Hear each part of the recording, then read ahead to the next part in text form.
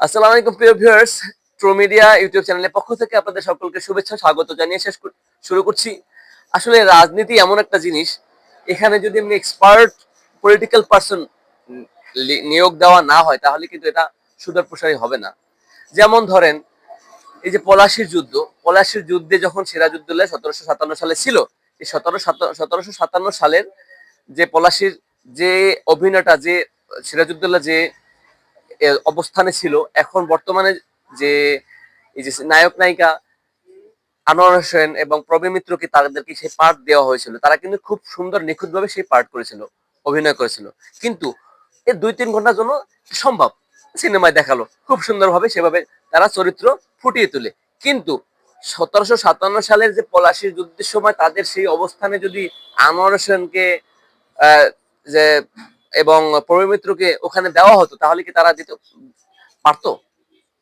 ওই অবস্থার কি ফিডব্যাক দিতে পারতো? কারণ তাদের এক্সপিরিয়েন্স নাই। আমি আরো বোঝার জন্য বলছি, শাকিব খানকে যদি দেওয়া হয় একটা পার্ট 3 ঘন্টার জন্য, খুব সুন্দরভাবে ফুটিয়ে তুলবে সেই সিরাজউদ্দৌলা পার্টটা। কিন্তু পলাশির যুদ্ধে সেই সিরাজউদ্দৌলা পার্টটা যদি ওই বাস্তবে শাকিব খান ওই মুহূর্তে থাকতো পলাশির যুদ্ধের সময়, এবং ওই পলাশির যুদ্ধের যে ময়দানে সিরাজউদ্দৌলার অবস্থানে, সিরাজউদ্দৌলার জায়গায় যদি শাকিব খান থাকতো তাহলে কি করতো? পারতো না। কারণ Shakib Khan is a expert the hero বা সিনেমা। হ্যাঁ, এই পার্টটা কিন্তু শাকিব খান এক্সপার্ট।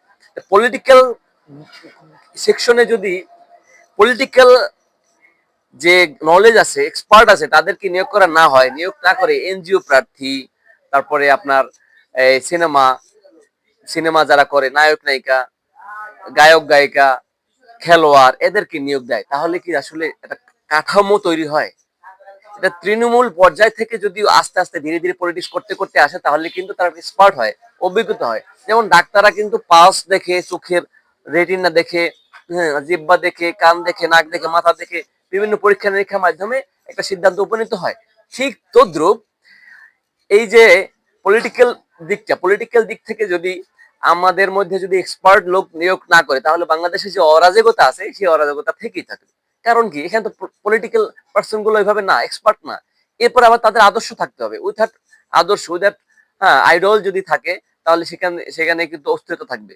কারণ এই জনগণের পাসকে দেশের জন্য কি করতে হবে সেটা তো এক্সপার্ট টিম ছাড়া হবে না, আদর্শ ছাড়া হবে না। অনাদর্শ, লোভী, চতুর ব্যক্তি, হ্যাঁ, তারপরে ভীতিকর ব্যক্তি, রাহাজানি ব্যক্তি, এই ধরনের ব্যক্তিত্ব যদি ওখানে নিয়োগ করা হয় তাহলে এর অবস্থান কেমন হবে? কখনোই ভালো একটা কিছু আশা করা যায় না। সুতরাং আমাদের বাংলাদেশের যে রাজনৈতিক পরিস্থিতি, এখানে বিভিন্ন গোষ্ঠী সহ এখানে চলে আসে, যার কারণে রাজনীতির অবস্থা হযবরল, বাংলাদেশের অবস্থা হযবরল, এবং আমাদের যে জনগণের অবস্থাও 12টা। কারণ জনগণ 500 টাকা পাইলে মনে করে রাত্রেবেলা ভুলে যায়, পরের দিন আরেকজনে ভোট দেয়। নীতিগত দিক, আদর্শ দিক, কাকে দিবে, এইসব দিক তাদের কিন্তু মনে থাকে না।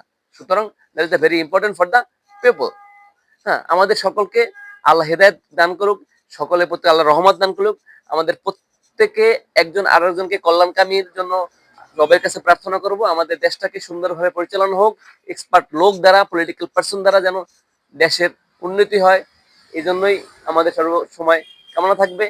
আজকের আমাদের কাছ থেকে আমি বিদায় নিচ্ছি এবং সকলকে আমাদের পক্ষ থেকে রজনীগন্ধার শুভেচ্ছা দিয়ে শেষ করছি। আসসালামু আলাইকুম।